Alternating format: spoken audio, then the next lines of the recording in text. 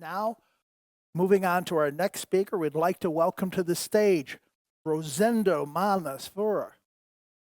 And Rosendo is one of the co-founders of Resilio, a Swiss scale-up working on sustainability for the IT sector. So thank you very much for joining us from Switzerland today. Thank you. Thank you very much for joining us. Thank you. Your weapon, it warms up. You know, when it starts off a little slow, but it warms up. Perfect. So thank you, everybody, for being here. So we talked before about small IT and the impact that IT has. And that's something that at Resilio, we've been working for the last 3 years, more or less. And today, I really wanted to talk to you about something else, which is something that we're starting to work from the past year, which is the other side, and especially on climate vulnerability, and so the impact that climate has on our companies, and so on our operations, especially on IT. And so today's talk is going to be about double materiality, and so I'll explain with some examples the work we do at Resilio, and how do we help our customers actually have that 360 view of what sustainability and IT can be for them. So just some words about myself and about Resilio. So I'm one of the founders of Resilio. We co-founded this company. We are based in Switzerland. So it's this tiny spot in red in Lausanne. And we've been working for the last 3 years with different companies, public and private, on actually trying to help them first assess the impacts that IT has, and then really help them lower those impacts. Really with this life cycle assessment approach and really operational approach, and saying, hey, how can a project manager who's actually developing an IT solution, a digital software, whatsoever, actually know how to very easily assess those emissions, get that footprint, and get to reduce that. That's really what we're trying to do. We need to democratize all this life cycle assessment work that is being done, and which is a key enabler for companies to be able to really reduce those emissions. And we are in partnership with different associations across Europe.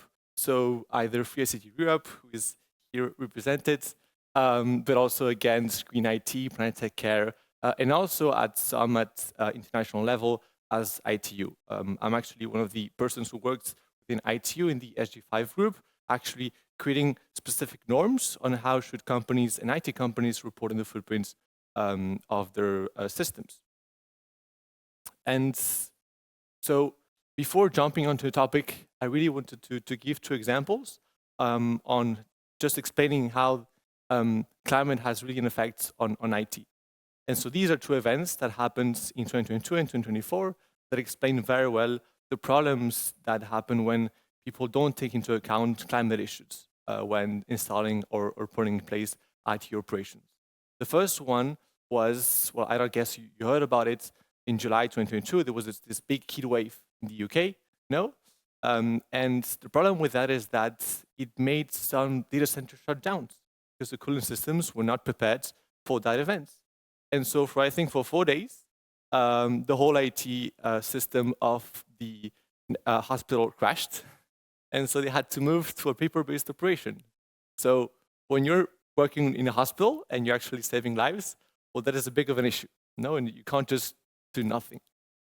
Another example happened actually last year in Geneva, and it's very close from where we live, in the Geneva airport. So due to a flooding and thunderstorms, so there was, again, problems with data centers, with the cooling systems, because they were flooded, and so they had to shut down the airspace for almost 3 hours. I mean, that's 3 hours without just having any planes which fly, which is great for climate in a way. But I mean, for those who want to take a flight and go somewhere else, that's a problem for them, no? And the question is, so we have these issues and we have these problems.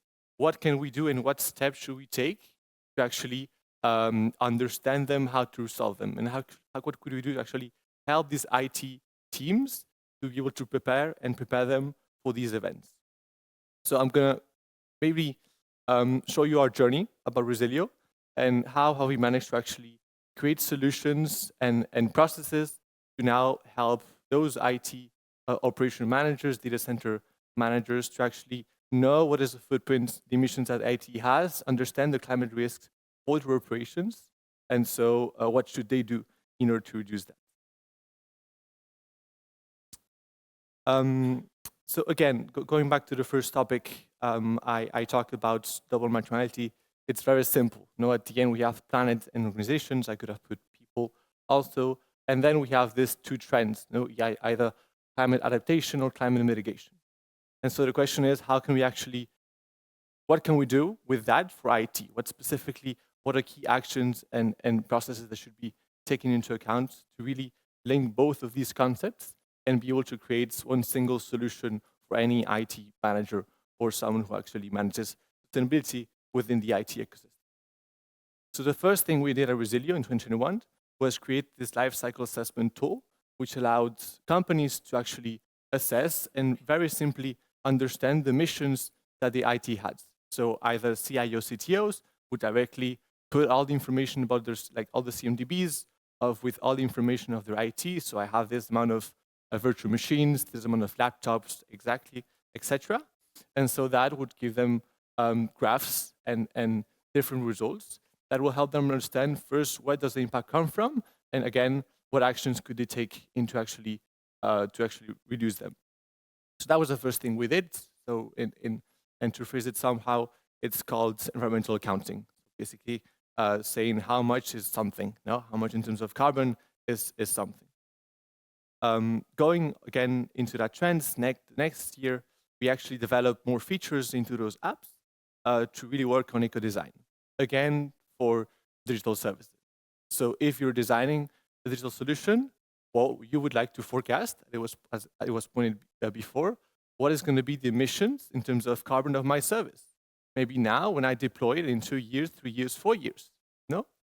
And when working on that, one of the main struggles that we found was that actually when you're actually doing, for those who do this life cycle assessments or carbon footprint exercises, they know that one of the key features and the biggest thing that you should look at is data, and especially having proper environmental databases that will tell you a specific component or a specific virtual machine has this amount of CO2 or accounts for that. And that's where basically we moved to the year after we developed what is now one of the major environmental databases for the ICT sector. And so basically you can actually look at now the internet, db.resilio.tech, and you'll be able to search almost not any, but a lot of any ICT model that is sold in the market.